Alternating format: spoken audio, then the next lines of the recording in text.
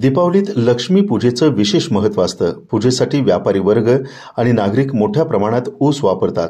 हेच ऊस काही दिवसांनी कचरा म्हणून टाकले जातात. पण मुरगुडमधील शिवभक्तांनी या प्रथेला एक सुंदर वळण दिलं आहे. त्यांनी लक्ष्मी पूजनेनंतर सर्व ऊस गोळा करून गोशाळेला अर्पण करण्याचा संकल्प केला.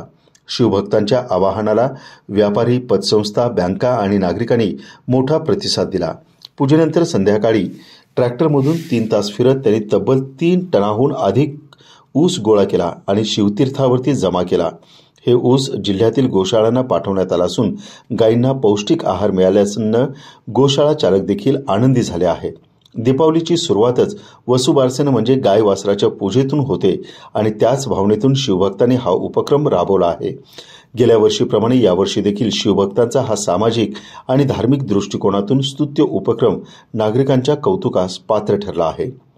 टीव्ही नेक्स्ट मराठीसाठी मुरगुडहून सर्जेराव भाट.